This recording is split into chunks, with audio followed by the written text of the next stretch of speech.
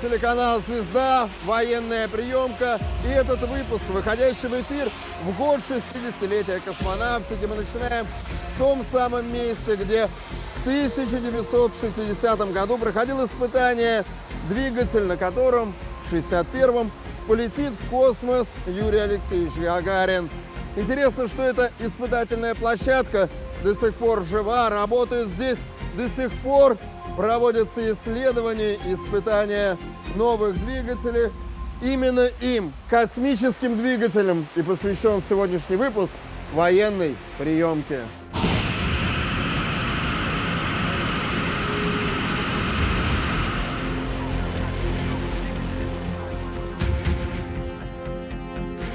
Так получилось, что СМИ в последнее время называют главным героем космической отрасли американского инженера Илона Маска. Многие считают его изобретателем метанового двигателя и создателем многоразовой ракеты, но мало кто знает, что все это у нас уже было в прошлом веке.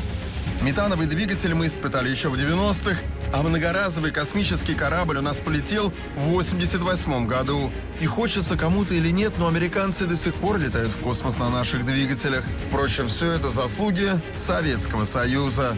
Сегодня вы узнаете, какие двигатели для космоса выпускает сейчас Россия. И почему все без исключения они проходят проверку военной приемки.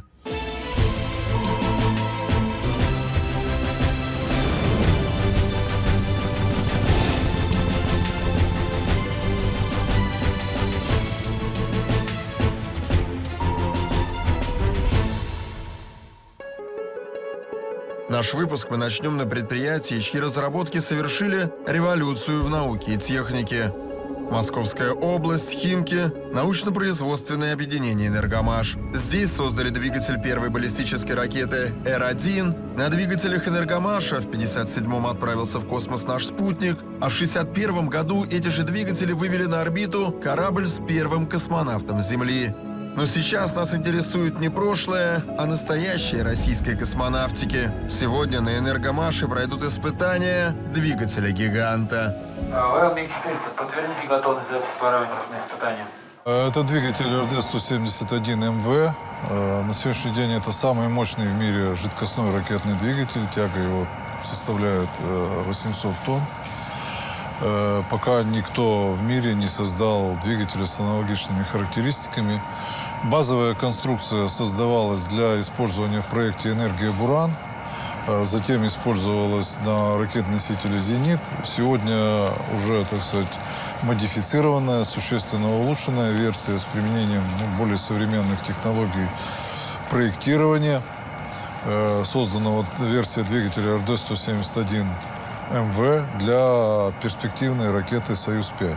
Вот так выглядит старт ракеты «Зенит». 800 тонн тяги – это значит 246 тысяч лошадей полетят сейчас в космос. Мощь, сравнимая с 4 ледоколами. В полете двигатель работает всего 145 секунд. За это время он успевает вывести ракету на высоту 100 километров и сжечь 300 тонн топлива. Словом, перед нами настоящий царь-двигатель, для испытания которого и условия должны быть царские. Итак, мы поняли, что у нас сегодня пройдут испытания самого мощного в мире двигателя. Под стать самому двигателю здесь построена испытательная бронекамера. Правильно я называю? Испытательное сооружение с бронекамерой. Понятно. Мы сейчас с вами забрались. То есть вот этот синий цилиндр, это и есть. Да, это подвижная часть бронекамеры, которая перед испытанием закрывается. 30 миллиметров толщина, обшита нержавейкой специально. До начала запуска двигателя считанные минуты. Этого достаточно, чтобы показать, как устроен полигон снаружи. Сейчас мы выходим на площадку, откуда открывается самый лучший вид на испытание самого мощного в мире ракетного жидкостного двигателя. Называют тут какую-то страшную цифру. Труба пара поднимется аж на 300 метров. Да, за нами стоит труба, диаметр ее 16 метров, примерно 85 высота ее. Выброс вместе с паром – это порядка 8 тонн в секунду. 8 тонн в секунду? Со скоростью примерно 40 метров в секунду. Идет выброс из этой трубы. Впрыскивается вода, которая испаряется. Она впрыскивается для охлаждения Температура падает примерно с 3200 градусов до 100 градусов. Скоро вы услышите, какой рев поднимается во время испытаний космических двигателей. Но в Химках ничего подобного не видно и не слышно. Дело в том, что многие из этих сооружений выполняют роль огромного глушителя. Испытание может выдать только пар из трубы. Вот как это выглядело в предыдущий раз. Интересно, что сегодня нас ждет. Итак, пора начинать. Вот только что подняли крышку, технологическую заглушку. Да. Как меня тут поправляет. И мы, наконец, можем увидеть внутреннее пространство этой... Газодинамического тракта. И внутреннее пространство бронекамеры. Вот это бронекамера, да? Бронекамера, да. Створки бронекамеры постепенно смыкаются вокруг двигателя. Пуск разрешаю. Внимание. Пуск. И внутри начинается огненное шоу. Но, увы, посмотреть на него можно только через экраны мониторов. А так хочется увидеть бушующее реактивное пламя без стеклянных преград. Для этого мы отправляемся в Самару. Здесь, на предприятии Объединенной двигателестроительной корпорации Ростеха, производят и испытывают как свои двигатели, так и спроектированные на Энергомаше. Сегодня на стенде знаменитый ракетный двигатель РД-107. Запуск первого искусственного спутника и первого космонавта – его работа. Сейчас РД-107 и его модификацию РД-108 используют на первой и второй ступенях самой массовой в мире ракеты-носителя «Союз». Итак, звучит гудок, словно театральный звонок перед представлением, и тут же на стенд и оборудование обрушиваются струи воды. Профилактика от перегрева и пожара. Что сейчас происходит? Опишите. Сейчас происходит запуск ракетного двигателя. Не успели мы начать разговор, как адский шум заполнил все вокруг. Ощущение такое, словно водопад бушует, только вместо воды он извергает огонь. Процесс длился 64 секунды, и в реальной ситуации, что космический корабль уже вышел бы в космос? Нет, не совсем правильно.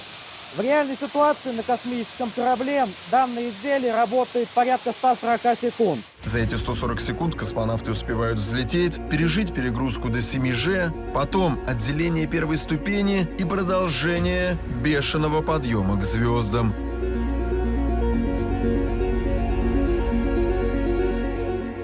Вот так выглядит этот ракетный двигатель вблизи. В какие годы он был создан? Разработки велись в конце 50-х годов прошлого столетия. Наверное, главный вопрос в рамках нашей программы. Что сложнее, вот этот ракетный-космический двигатель или авиационный? Ну, конструктивно, разумеется, газотурбинный двигатель сложнее и конструктивно, и в изготовлении. То есть, Но секундочку, авиационный сложнее, чем космический?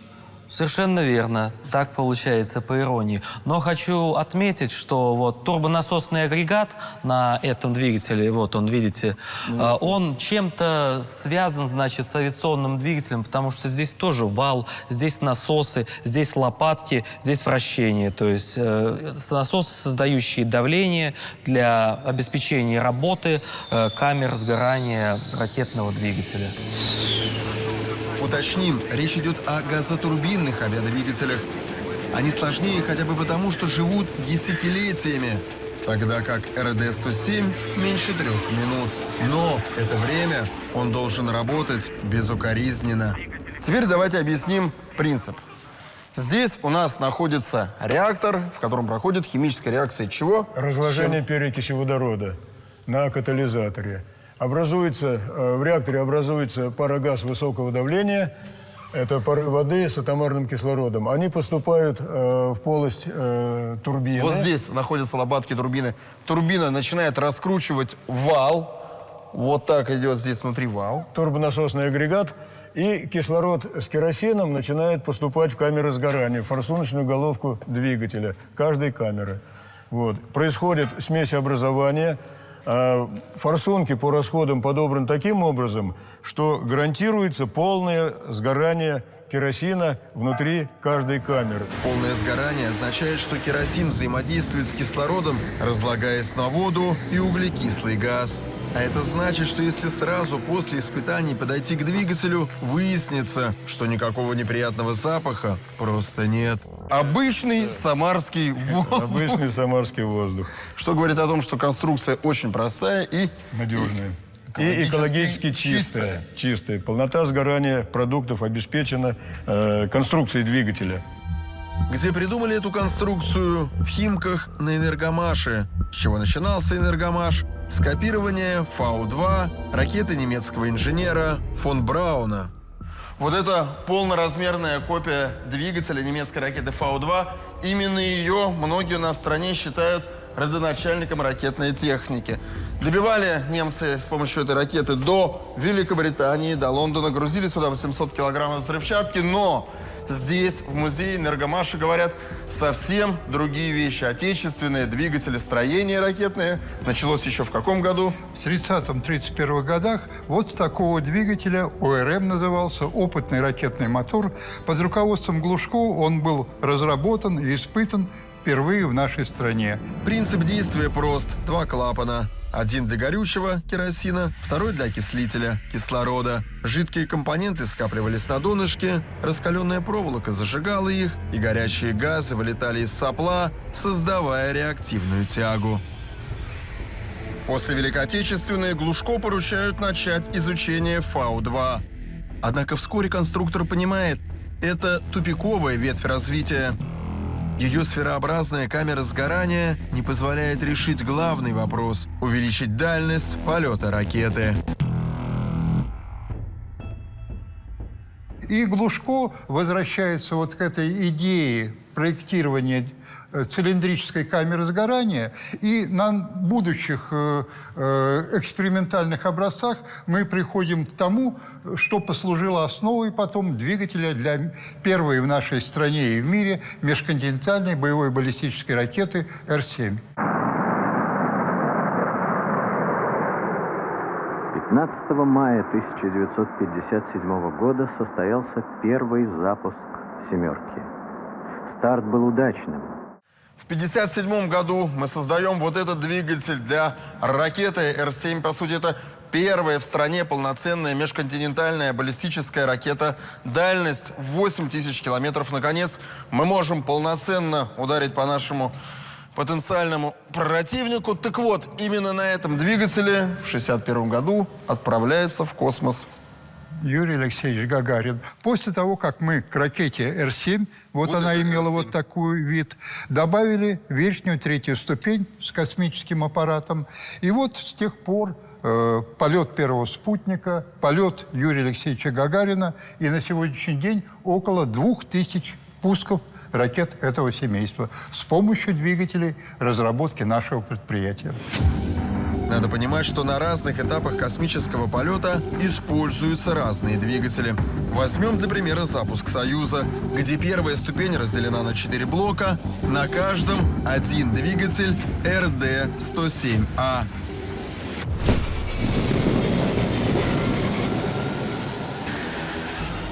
Через 117 секунд на высоте около 50 километров боковые блоки отделяются, и теперь ракету поднимает двигатель второй ступени РД-108, тоже детище Энергомаша. Стоит уточнить, что включается он еще на Земле вместе с теми самыми 4 собратьями. Однако на этом этапе он остается один и в одиночку доводит ракету до космоса. Это уже где-то 190 километров от Земли.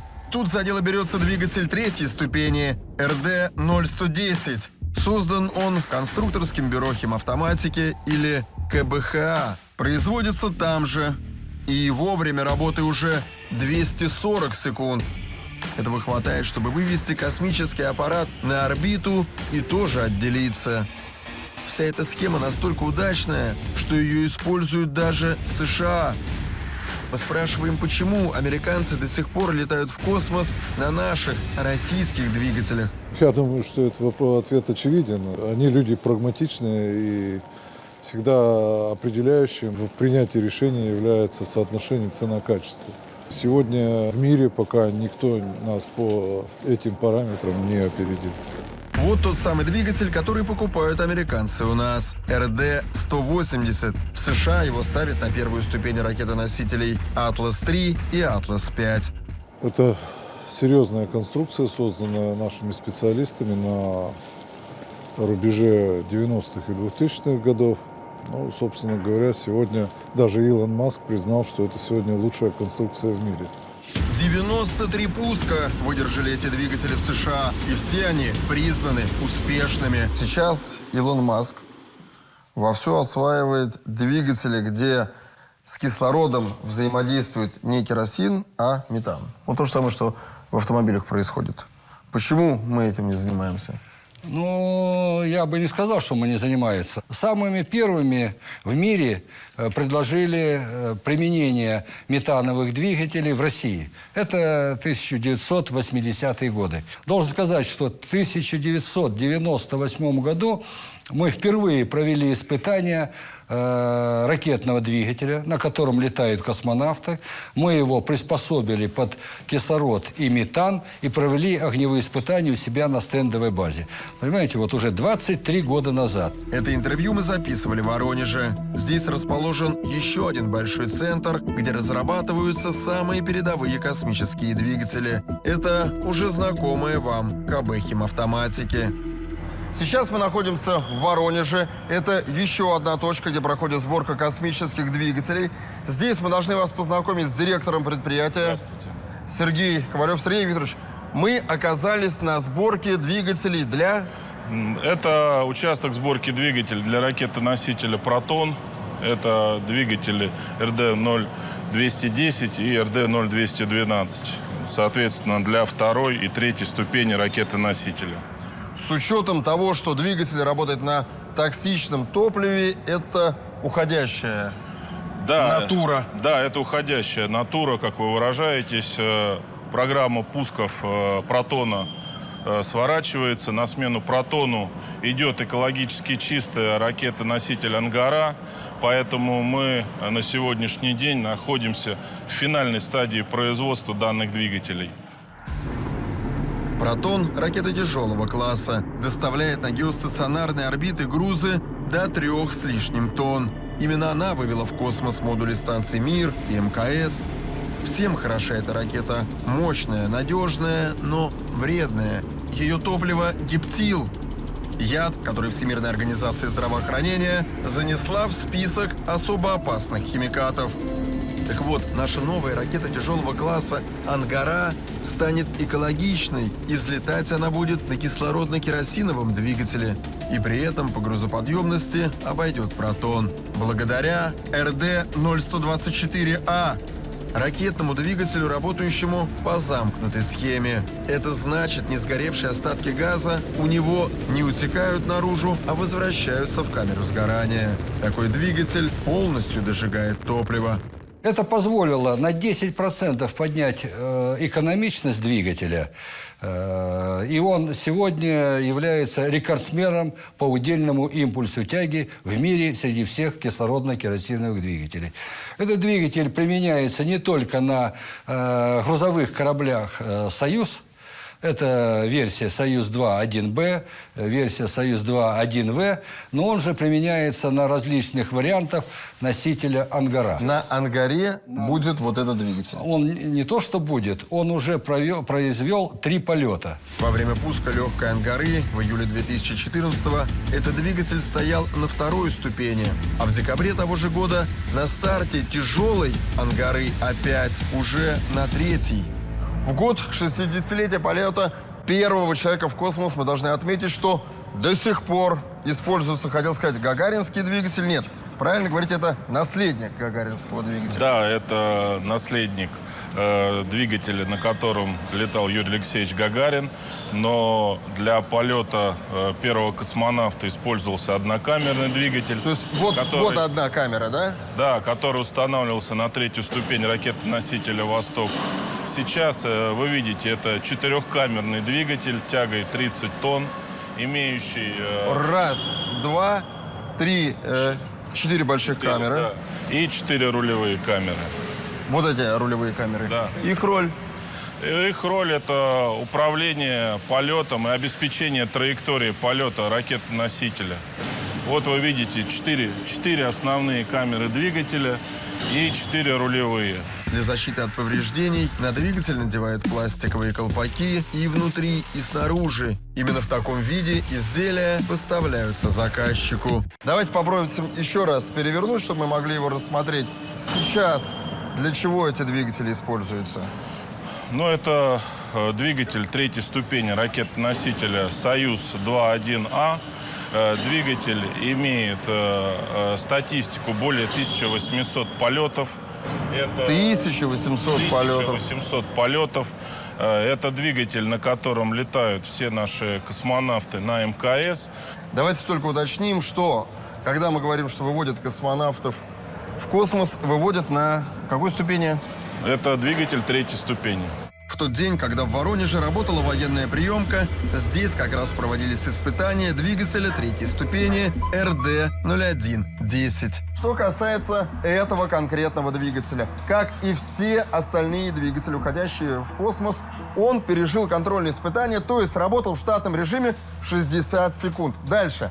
2 двигателя из партии переживают ресурсные испытания, то есть они работают уже не 60, а 280 секунд. Так вот, этот двигатель и эти вторые испытания пережил, но сейчас усложняют ему жизнь. Сегодня он переживет уже 3-е испытание, будет еще раз работать на протяжении 280 секунд в штатном режиме. Вот это называется специальные испытания. Во время проведения этих специальных испытаний вы увидите еще одно огненное шоу, подобное тому, что мы пережили в Самаре, но гораздо круче. Хотя бы потому, что длиться весь процесс будет вдвое дольше. Тем временем нашу условную ракету уже заправляют не условным, а самым, что ни на есть, настоящим реальным топливом. Один из 2 компонентов – это кислород. Температура кислорода, сами видите, какая, все покрыто инеем. И вот тут мы должны написать имя моей жены, между прочим, Таня. И у этой истории есть реальное продолжение, которое имело место быть в 70-х годах на космодроме Байконур, когда вот слово «Таня» написали, а потом был случай, когда Таню не написали. В 1980 году на космодроме Плесецк слово «Таня» не написали, и произошел взрыв ракеты. Трагедия обросла легендами, и суеверие живет по сей день. Продублируем еще раз и сделаем еще одну Таню. О, очень холодно. Этот всепоглощающий холод – признак того, что скоро здесь будет жарко. Звучит гудок, это значит, до начала огненного шоу осталось 2 минуты. В эфире военная приемка. Мы по-прежнему работаем в Воронеже. И сейчас будем находиться вот в этой необычной клетке. Оказывается, это лучшая точка для наблюдения за испытаниями двигателя. Тем более, что сюда попадают самые высокопоставленные гости. Руководители Министерства обороны, руководители Роскосмоса, руководители страны. Итак, эта сетка защищает нас от попадания нежелательных объектов. И надо напомнить, что во время испытания будут вылетать 8 заглушек. Так что мы здесь находимся в безопасности. Мы ждем выхода пламени, но и тут первой на сцену выходит вода. Здесь надо отметить, что лучшие места достались не только нашей съемочной группе. Наши камеры тоже заняли прекрасные позиции. Особенно эта. Да-да, мы специально поставили ее прямо перед платформой с двигателем. И пусть мы рискуем, но это все же партер на фоне нашей галерки. Пока проливается вода вокруг двигателя, давайте познакомимся поближе с человеком, который участвовал в создании и этого агрегата, и десятка других космических двигателей. Это главный конструктор КБХА Виктор Горохов. Наверное, одна из главных характеристик любого космического двигателя – это скорость отброса масс. Что это такое?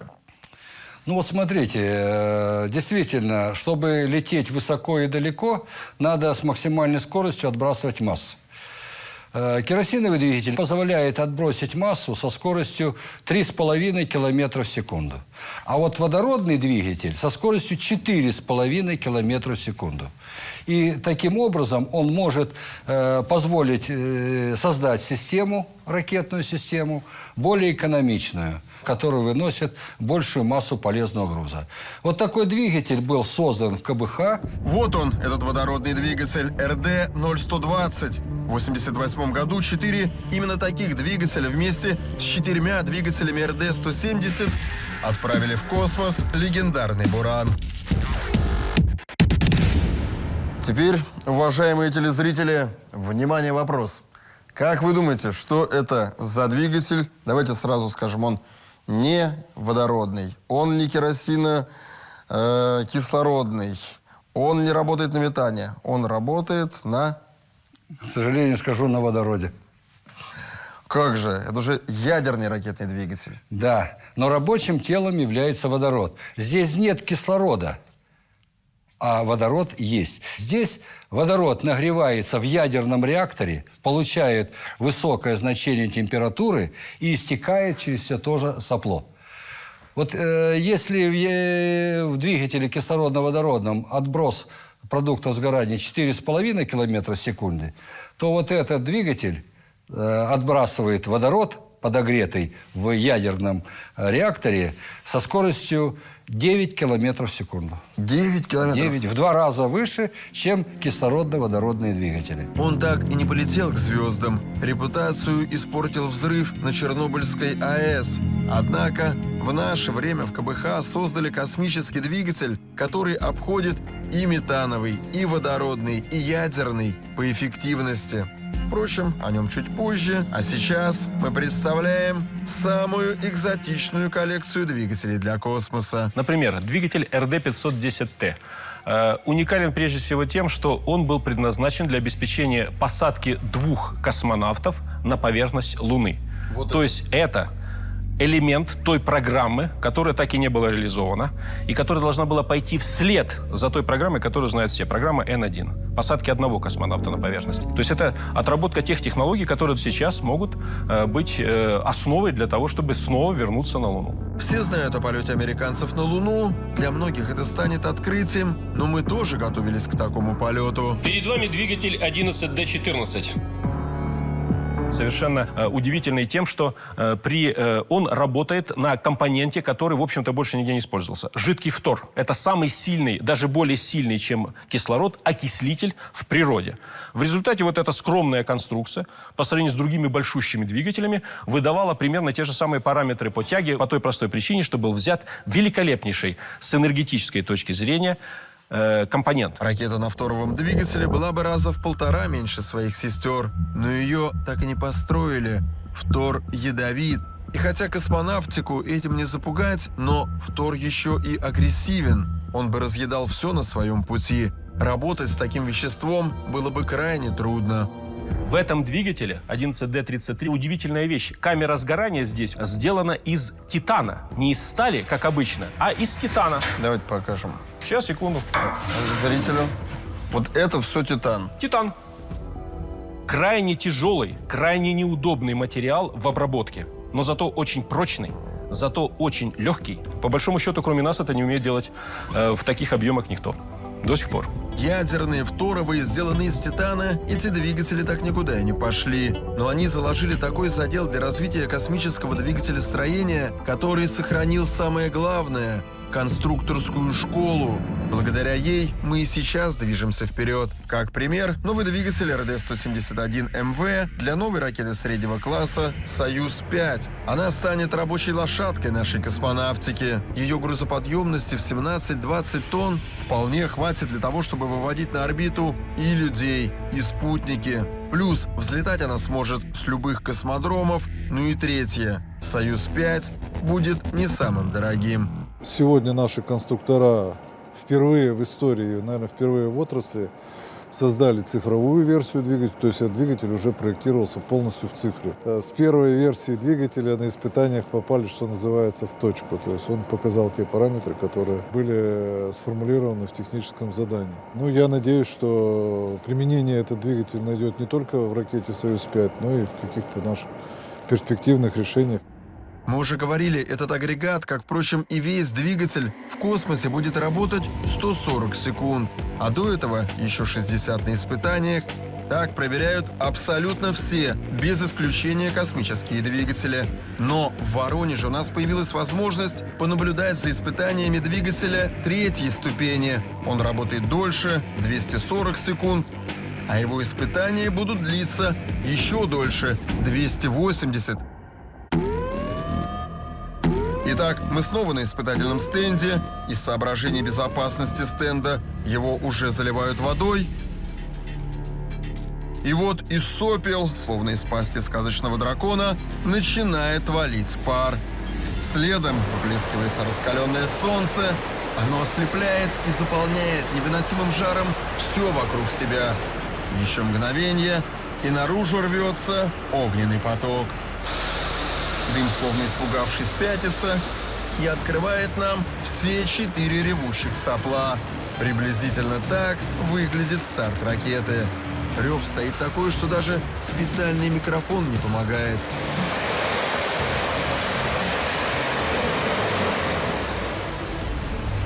В этот момент сгорает более 20 тонн топлива. Сколько раз вы видели запуски космических ракет, но там людей всегда отводят на безопасное расстояние, измеряемое километрами. Сегодня же у вас появляется возможность рассмотреть это зрелище вблизи.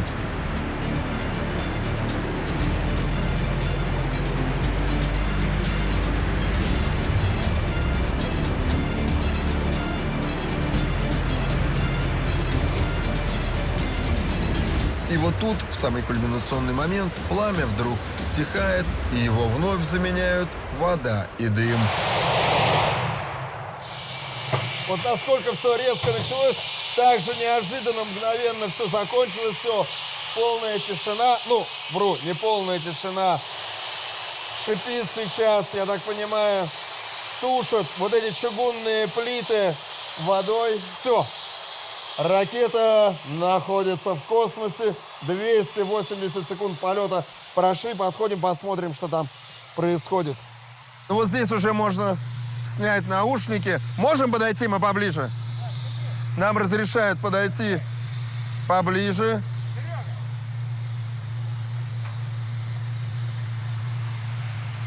Вот здесь уже чувствуешь такую теплоту. Ну, почти как в парилке, разогретые чугунные плиты, на которые выливается вода. Вот представьте, такая огромная настоящая баня, парилка. Видите, вода потихонечку забрызгивает все, прогрет двигатель. Судя по тому, что все довольны, испытания прошли нормально, штатно. Вот мне указывают место, дальше которого проходить пока нельзя. И, наверное, самое главное, здесь точно так же, как и в Самаре, даже на расстоянии нескольких метров от двигателя, который только-только выпустил тонны керосина, не чувствуешь никакого запаха. Это значит, что керосин превратился в СО2 и H2O. Ну что можем сказать? Кто не рискует, тот не пьет шампанское. Сегодня видите, что стало с одной из камер. Мы рискнули. Чуть-чуть ее подплавили, но есть интуитивное ощущение, что флешка жива. Мы эту флешку достанем. Тем не менее, могу сказать, что большая часть камер сработала штатно. Основную картинку мы получили. Устраивайтесь поудобнее. Сейчас вы увидите работу космического двигателя, да-да, на расстоянии вытянутой руки.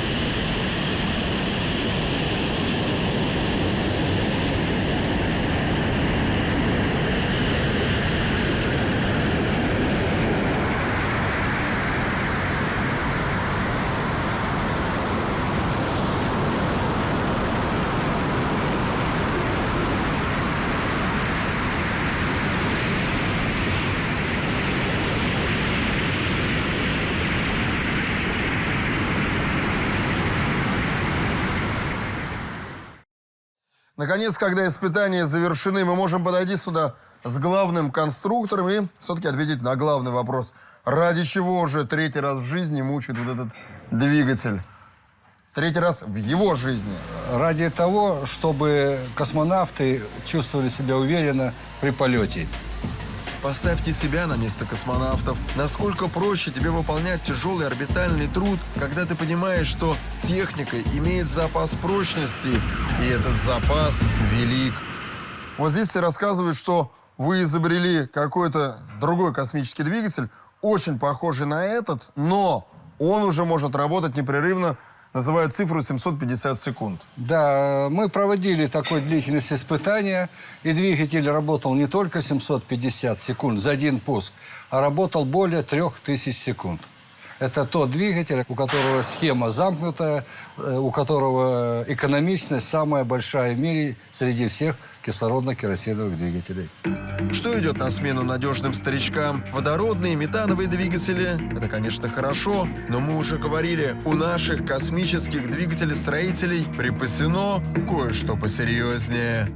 Следующий шаг развития – это двигатели. Это электроракетные двигатели, которые еще в большей мере позволяют отбросить массу из течения. Вот если, как я сказал, самый с высокой скоростью отбрасывает массу – это ядерный двигатель, 9 километров в секунду, то электроракетные двигатели, мы приступили несколько лет назад к созданию двигателей ионных электроракетных, позволяют отбросить продукты сгорания со скоростью 45-50 километров в секунду. То есть 45 против 9. Против 9. В 5 раз выше, чем самый современный ядерный ракетный двигатель по эффективности отброса. Почему сейчас они вот так активно не используются? Мы сегодня создаем их. Мы должны отработать физические принципы, конструктив, технологию. Перед вами редкие кадры испытания электроракетных двигателей. Увы, более подробно показывать это мы не имеем права, но можем отметить, что электричество в наше время обретает второе дыхание. И в течение 10 лет, в дистанции 10 лет, на этих двигателях можно лететь на Марс и другие планеты Солнечной системы.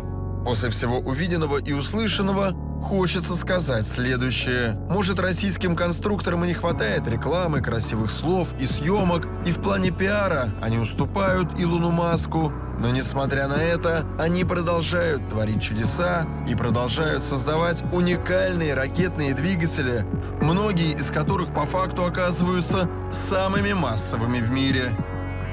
Теперь важно сохранить за собой это первенство.